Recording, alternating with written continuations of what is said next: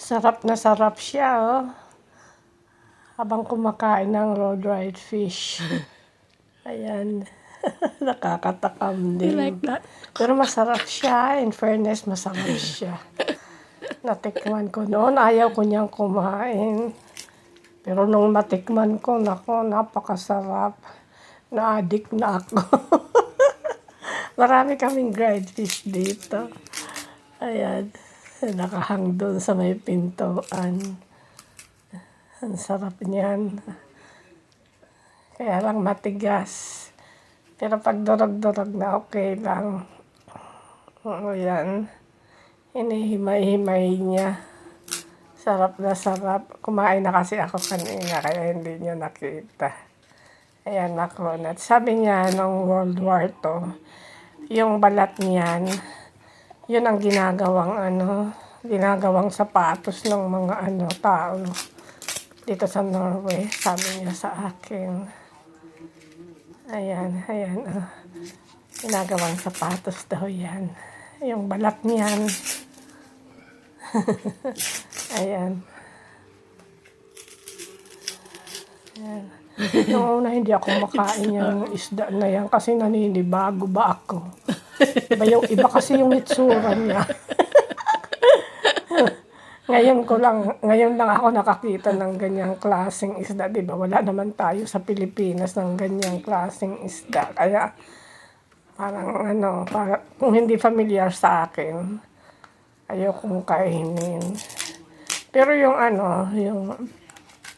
fresh, hindi ako kumakain. Sabi niya masarap. Yung kinakain ko lang dito, yung sinasabi nilang uwer.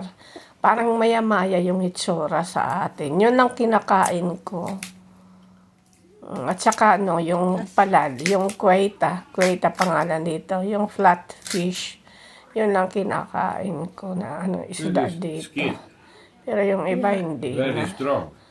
Ay, yung sa lake, kumakain ako yung orit na sinasabi nila, yung pinapamingwit namin doon sa lake. Ayan. Ayan.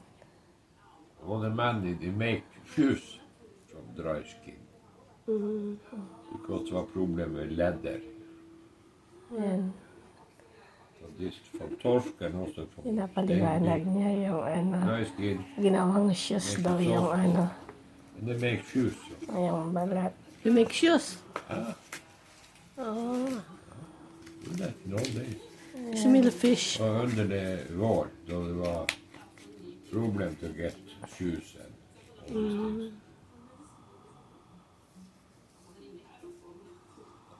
So you know that now.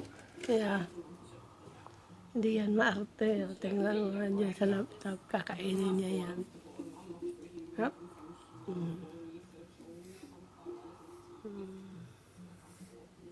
Ayan. Pilipina yan. Pilipina. Masarap. Maarte. Nakakatakam. Natakam na naman tuloy ako. Wala yan sa kanila. Natakam na naman tuloy ako.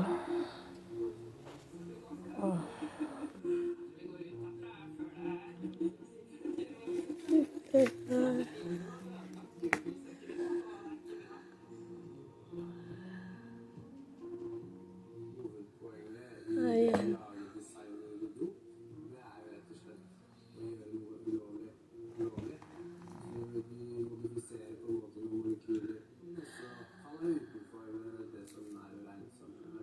Sa atin, hindi kinakain niya na dapat prituhin, lutuin. Yan, lang, dinaing lang, pinatuyo, tapos kakainin na nila. No, diba, tipid.